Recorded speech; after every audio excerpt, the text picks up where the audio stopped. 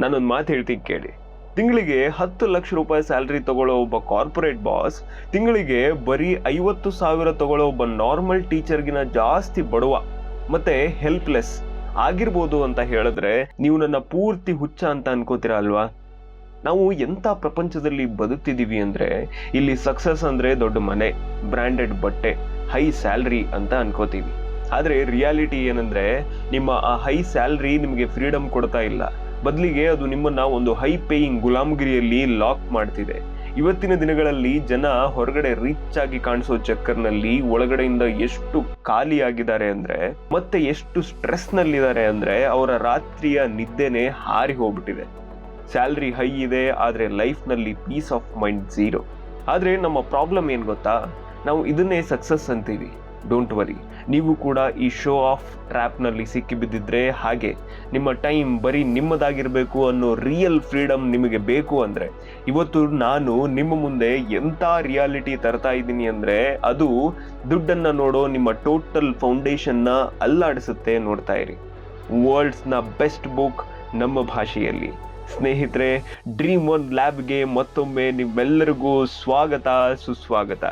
ಸ್ನೇಹಿತರೆ, ಇವತ್ತು ನಾವು ಎಂಟರ್ ಆಗ್ತಾ ಇದ್ದೀವಿ ಪ್ರಪಂಚದ ಅತಿ powerful finance book the psychology of money by Morgan ಹೌಸೆಲ್ನ ಪಾರ್ಟ್ 4ಗೆ. ಈ ಬುಕ್ ಇವತ್ತು 4 ಕೋಟಿಗಿಂತ ಜಾಸ್ತಿ ಜನರ ಲೈಫ್ ಟ್ರಾನ್ಸ್ಫಾರ್ಮ್ ಮಾಡಿದೆ. ಯಾಕಂದ್ರೆ ಇದು ದುಡ್ಡನ್ನ ಮ್ಯಾಥ್ ಇಂದ ಆಚೆ ತಂದು ನಮ್ಮ ಸೈಕಾಲಜಿಗೆ ಕನೆಕ್ಟ್ ಮಾಡಿದೆ. ಇವತ್ತು ನಾವು ಕವರ್ ಮಾಡ್ತಾ ಇದ್ದೀವಿ ಚಾಪ್ಟರ್ 6 ಇಂದ 10 ತನಕ ಇರೋ ಅತಿ ಡೀಪ್, ಪ್ರಾಕ್ಟಿಕಲ್ ಮತ್ತೆ ಮೈಂಡ್ ಬೆಂಡಿಂಗ್ ಕಾನ್ಸೆಪ್ಟ್ಗಳನ್ನ. ಟೇಲ್ ಇವೆಂಟ್, ಬರೀ ಒಂದೇ ಒಂದು ದೊಡ್ಡ ಗೆಲುವು, ಫ್ರೀಡಮ್, ಸ್ವಾತಂತ್ರ್ಯದ ಬಗ್ಗೆ, ಹಾಗೆ man in the car paradox. ಈ ಚಾಪ್ಟರ್ ಅರ್ಥ ಮಾಡ್ಕೊಂಡ್ರೆ 99% ಜನ ಯಾವುದೇ ನಿಜವಾದ ಖುಷಿ ಇಲ್ಲದೆ ಬರೀ ಒಂದು ರೇಸ್ನಲ್ಲಿ ಓಡ್ತಾ ಇರ್ತಾರಲ್ಲ, ಆ ಮ್ಯಾಟ್ರಿಕ್ಸ್ ಇಂದ ನೀವು ಹೊರಗೆ ಬರ್ತೀರಾ. ಇವತ್ತು ನಾವು ರಿಚ್ ಆಗಿ ಕಾಣೋದಕ್ಕೆ ಮತ್ತು ರಿಚ್ ಆಗಿರೋದಕ್ಕೂ ಇರೋ ಅಸಲಿ ಡಿಫ್ರೆನ್ಸ್ ಅನ್ನ ಅರ್ಥ ಮಾಡ್ಕೊಂತೀವಿ. ಸ್ವಲ್ಪ ವರ್ಷಗಳು ಹಿಂದಕ್ಕೆ ಹೋಗೋಣ. 1930ರ ಕಾಲ. ವಾಲ್ಟ್ ಡಿಸ್ನಿ ಒಬ್ಬ ಯಂಗ್ ಆನಿಮೇಟರ್ ಆಗಿದ್ರು. ಅವರ ಹತ್ರ ಒಂದು ದೊಡ್ಡ ವಿಷನ್ ಇತ್ತು. ತಮ್ಮ ಪೂರ್ತಿ ಪ್ಯಾಷನ್ ಮತ್ತೆ ಎನರ್ಜಿನ ಆನಿಮೇಷನ್ ಸ್ಟುಡಿಯೋ ಕಟ್ಟೋದ್ರಲ್ಲಿ ಹಾಕಿದ್ರು. ನನಗನ್ಸುತ್ತೆ ಡಿಸ್ನಿ ಸ್ಟಾರ್ಟಿಂಗ್ ಇಂದಾನೇ ಸಕ್ಸಸ್ಫುಲ್ ಜೀನಿಯಸ್ ಆಗಿದ್ರು ಅಂತ. ಆದ್ರೆ ಅಸಲಿ ರಿಯಾಲಿಟಿ ಏನಂದ್ರೆ 1930ರಿಂದ 1938ರ ತನಕ ಡಿಸ್ನಿ ಸ್ಟುಡಿಯೋ 400ಕ್ಕೂ ಹೆಚ್ಚು ಕಾರ್ಟೂನ್ಸ್ ಕ್ರಿಯೇಟ್ ಮಾಡ್ತು. ಮತ್ತೆ ಅದರಲ್ಲಿ ಆಲ್ಮೋಸ್ಟ್ ಎಲ್ಲಾನು ಫ್ಲಾಪ್ ಆಯ್ತು ಅಥವಾ ಬರೀ ಖರ್ಚು ಮಾತ್ರ ವಾಪಸ್ ಬಂತು. ಆ ಟೈಮಲ್ಲಿ ಡಿಸ್ನಿ ಭೀಕರ ಸಾಲದಲ್ಲಿ ಮುಳುಗಿದ್ರು. ಅವರ ಸಕ್ಸಸ್ ರೇಟ್ 1%ಗಿಂತನೂ ಕಡಿಮೆ ಇತ್ತು. ಆದ್ರೆ 1938ರಲ್ಲಿ ಒಂದು ಮ್ಯಾಜಿಕ್ ಆಯ್ತು. ಅವರು snow white and the 7 dwarfs release ಮಾಡಿದ್ರು. ಇದೊಂದೇ ಮೂವಿ ಬಾಕ್ಸ್ ಆಫೀಸ್ನ ಎಲ್ಲಾ ರೆಕಾರ್ಡ್ಸ್ನ ಬ್ರೇಕ್ ಮಾಡ್ತು. ಫಸ್ಟ್ ರೌಂಡ್ ಅಲ್ಲೇ ಇದು ಸುಮಾರು 8 ಮಿಲಿಯನ್ ದುಡ್ಡು ಕಲೆಕ್ಟ್ ಮಾಡ್ತು. ಅಂದ್ರೆ ಆ ಕಾಲದ ಲೆಕ್ಕಕ್ಕೆ ಇವತ್ತಿನ ರಫ್ಲಿ 66 ಕೋಟಿ ರೂಪಾಯಿ. ಮತ್ತೆ ಅತಿ ದೊಡ್ಡ ವಿಷಯ ಏನ್ ಗೊತ್ತಾ, ಈ ಒಂದೇ ಒಂದು ದೊಡ್ಡ ಸಕ್ಸಸ್ ಡಿಸ್ನಿಯ ಹಿಂದಿನ 400 ಫೇಲ್ಯೂರ್ಸ್ನ ಸಾಲ ತೀರಿಸ್ತು. ಮತ್ತೆ ಅವರಿಗೊಂದು $multi-billion ಎಂಪೈರ್ ಬೇಸ್ ಸೆಟ್ ಮಾಡಿತು. ಇವತ್ತು ಡಿಸ್ನಿ ಏನೇ ಆಗಿದ್ರು ಅದು ಒಂದೇ ಒಂದು ದೊಡ್ಡ ಸಕ್ಸಸ್ ಇಂದ. ಆ ಕಾನ್ಸೆಪ್ಟ್ಗೆ ಮಾರ್ಗನ್ ಹೌಸೆಲ್ ಟೇಲ್ ಇವೆಂಟ್ಸ್ ಅಂತಾರೆ. ಪ್ರಪಂಚದಲ್ಲಿ ಯಾವುದೇ ಸಕ್ಸಸ್ಫುಲ್ ಮನುಷ್ಯ ಪ್ರತಿ ಸಲನೂ ರೈಟ್ ಡಿಸಿಷನ್ ತಗೊಳ್ಳಲ್ಲ. ಬಿಸ್ನೆಸ್, ಇನ್ವೆಸ್ಟಿಂಗ್, ಲೈಫ್ನಲ್ಲಿ ನಿಮ್ಮ 99% ಡಿಸಿಷನ್ಸ್ ಆವರೇಜ್ ಆಗಿರ್ಬೋದು ಅಥವಾ ಫೇಲ್ ಆಗ್ಬೋದು. ಆದರೆ ನಿಮಗೆ ಸಕ್ಸಸ್ ಯಾವಾಗ ಸಿಗುತ್ತೆ ಅಂದರೆ ಆ 1% ಡಿಸಿಷನ್ ಎಷ್ಟರ ಮಟ್ಟಿಗೆ ಮ್ಯಾಸಿವ್ ಹಿಟ್ ಆಗುತ್ತೆ ಅಂದರೆ ಅದು ಉಳಿದ ಎಲ್ಲ ಮಿಸ್ಟೇಕ್ಸ್ನ ಕವರ್ ಮಾಡಿಬಿಡುತ್ತೆ. ನೀವು ಪ್ರತಿದಿನ ಗೆಲ್ಲೋ ಅವಶ್ಯಕತೆ ಇಲ್ಲ. ಅಪಾರ್ಚುನಿಟಿ ದೊಡ್ಡದಾಗಿದ್ದಾಗ ಗೆದ್ರೆ ಸಾಕು. Few big wins create the most success. ಹಾಗಾಗಿ ಫೇಲ್ಯೂರ್ಸ್ ಕಂಡು ಹೆದರೋದು ಬಿಡಿ. ಯಾಕಂದ್ರೆ ಯೂನಿವರ್ಸ್ ನಿಮಗೆ ಮ್ಯಾನಿಫೆಸ್ಟ್ ಮಾಡೋಕೆ ಒಂದು ದೊಡ್ಡ ಚಾನ್ಸ್ ಖಂಡಿತ ಕೊಡುತ್ತೆ. ಇದು ಮ್ಯಾಜಿಕ್ ಅಲ್ಲ ಬಾಸ್, ಇದು ಐಸ್ಬರ್ಗ್ ಪ್ರಿನ್ಸಿಪಲ್ ಆಫ್ ವೆಲ್ತ್ ಮತ್ತೆ man in the car paradox. ಹೆಚ್ಚಿನ ಜನ ದುಡ್ಡು ಯಾಕೆ ಮಾಡ್ತಾರೆ ಅಂದ್ರೆ ಬೇರೆಯವರಿಗೆ ತಮ್ಮ ಹತ್ರ ದುಡ್ಡಿದೆ ಅಂತ ಶೋ ಆಫ್ ಮಾಡೋಕೆ. ಮಾರ್ಗನ್ ಹೌಸೆಲ್ ಈ ಹ್ಯೂಮನ್ ಬಿಹೇವಿಯರ್ನ 3 ಡೀಪ್ ಕಾಂಪೊನೆಂಟ್ಸ್ ಆಗಿ ಬ್ರೇಕ್ ಮಾಡ್ತಾರೆ. ಕಾಂಪೊನೆಂಟ್ 1, ದ ಇನ್ವಿಸಿಬಲ್ ವೆಲ್ತ್, ಅದೃಶ್ಯ ಸಂಪತ್ತು. ನಮಗನ್ಸುತ್ತೆ ಯಾರು 2 ಕೋಟಿ ಕಾರು ತಗೊಂಡಿದ್ದಾರೋ ಅವರು ರಿಚ್ ಅಂತ.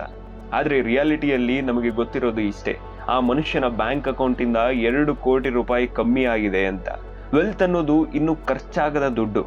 ವೆಲ್ತ್ ಅಂದ್ರೆ options, flexibility, invisible energy. Rich ಆಗಿರೋದು ನಿಮ್ಮ ಕರೆಂಟ್ ಇನ್ಕಮ್ ತೋರಿಸುತ್ತೆ, ಆದ್ರೆ ವೆಲ್ದಿ ಆಗಿರೋದು ನಿಮ್ಮ ಹಿಡನ್ ಅಸೆಟ್ ತೋರಿಸುತ್ತೆ. Component 2, the illusion of respect, ಗೌರವದ ಭ್ರಮೆ.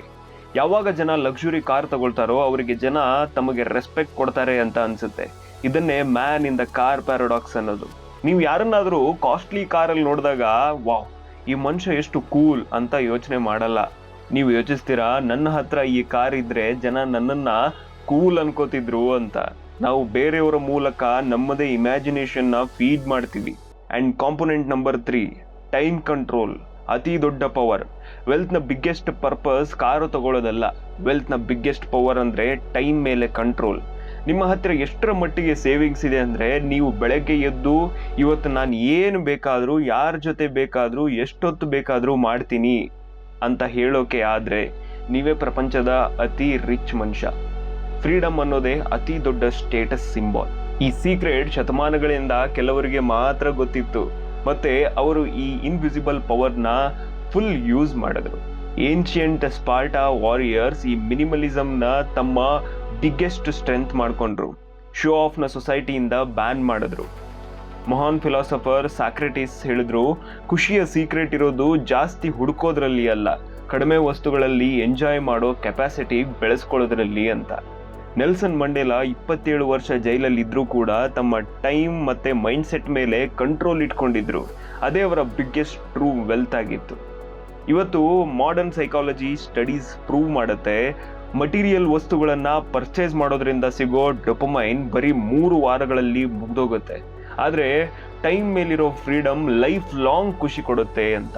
ಹಾಗಾದ್ರೆ ನಾವು savings is greater than income ಅನ್ನೋ ಲಾಜಿಕ್ನ ನಮ್ಮ ಲೈಫ್ನಲ್ಲಿ ಹೇಗೆ ಅಪ್ಲೈ ಮಾಡೋದು? ಬನ್ನಿ, ಒಬ್ಬ ಫೀಮೇಲ್ ಐಕಾನ್ ಸ್ಟೋರಿನ ಮಾತಾಡೋಣ. 0 ಇಂದ ಸ್ಟಾರ್ಟ್ ಮಾಡಿ ಎಲ್ಲಾನು ಅಚೀವ್ ಮಾಡಿದ್ರು, ಆದ್ರೆ ಯಾವತ್ತೂ ತಮ್ಮ ದುಡ್ಡನ್ನ ಈಗೋಗೆ ಬಲಿಯಾಗೋಕೆ ಬಿಡ್ಲಿಲ್ಲ. ಅವರೇ ಹಾಲಿವುಡ್ನ ಮೆಗಾ ಸ್ಟಾರ್ ಮತ್ತೆ ಆಸ್ಕರ್ ವಿನ್ನರ್ ಹ್ಯಾಲೆ ಬೆರ್ರಿ. ಅವರ ಬಾಲ್ಯ ಎಕ್ಸ್ಟ್ರೀಮ್ ಬಡತನ, ಡೊಮೆಸ್ಟಿಕ್ ಅಬ್ಯೂಸ್ ಮತ್ತೆ ದುಃಖದಿಂದ ಕಳೀತು. ಒಂದು ಟೈಮ್ ಹೇಗಿತ್ತು ಅಂದ್ರೆ, ಅವರು ನ್ಯೂಯಾರ್ಕ್ನಲ್ಲಿ ಹೋಮ್ಲೆಸ್ ಆಗಿದ್ರು.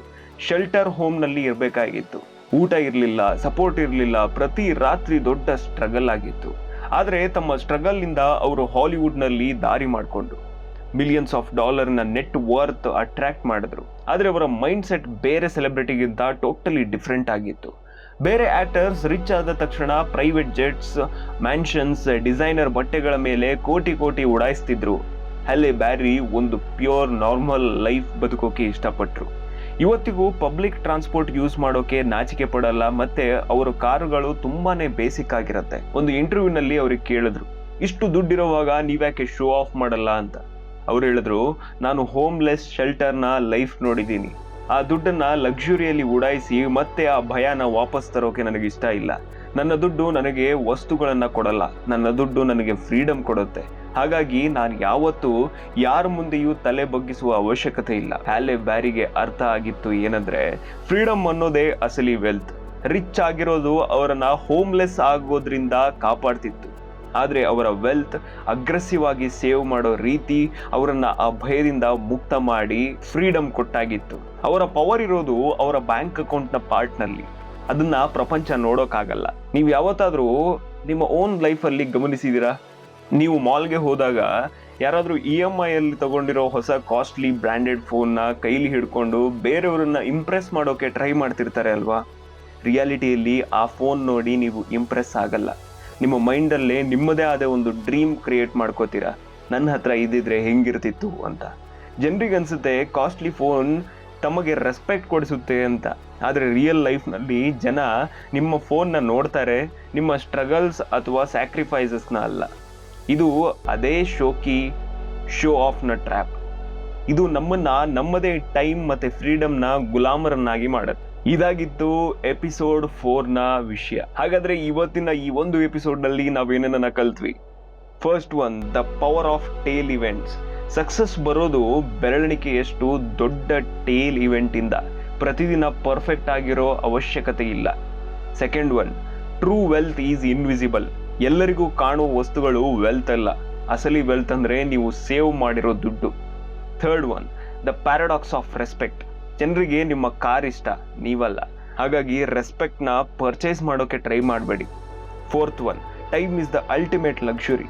ಟೈಮ್ ಮೇಲೆ ನಿಮ್ಮ ಫುಲ್ ಕಂಟ್ರೋಲ್ ಇರೋದೇ ಈ ಯೂನಿವರ್ಸ್ನ ಅತಿ ದೊಡ್ಡ ಲಕ್ಸುರಿ ಮತ್ತೆ ಫ್ರೀಡಮ್. ಆದ್ರೆ ಇಲ್ಲಿ ಅತಿ ದೊಡ್ಡ ಪ್ರಶ್ನೆ ಹೇಳೋದೇನೆಂದ್ರೆ, ನಾವು ಶೋ ಆಫ್ ಮಾಡಬಾರ್ದು, ಸೇವಿಂಗ್ ಮೇಲೆ ಮಾತ್ರ ಫುಲ್ ಫೋಕಸ್ ಇಡಬೇಕು.